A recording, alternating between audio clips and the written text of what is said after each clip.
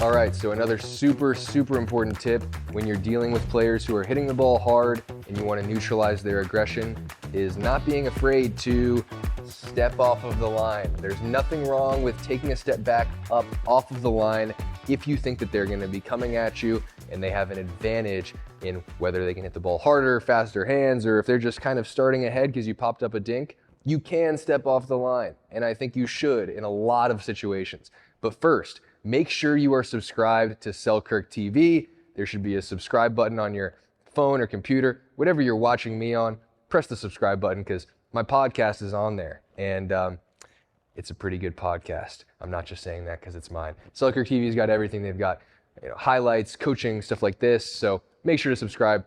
But that's only if you want to get better at pickleball or be entertained for free, whatever. So anyway, if somebody's going to speed the ball up at me, and they're starting from maybe above the height of the net if I've hit a pretty high dink, or, I wouldn't do that. My partner, right, has hit a high dink. I would never. If they've hit a high dink and they're going to contact the ball from up here, I will take a step off of the line.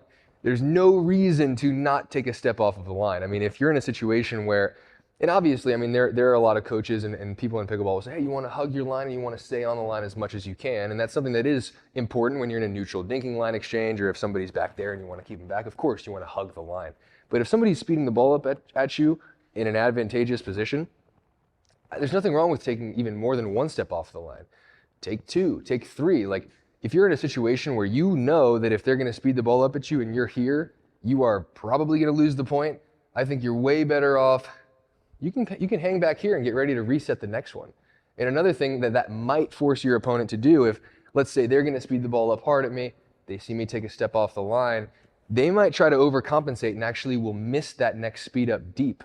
I know that because I do that sometimes. Because sometimes I'll have a higher ball and I like to speed the ball up a lot. If I'm playing mixed, for example, and if they are about to take a couple steps off the line, I'll kind of try to feel like I want to do a little more, and then I'll miss it deep.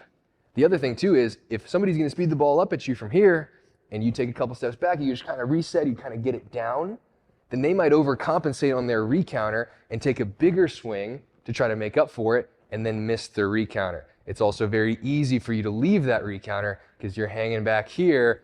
A lot easier to get out of the way of the ball if you're back here than if you are hugging the line like this. So do not be afraid to step off the line, especially if your partner, not you, your partner, pops up a dink. That's all.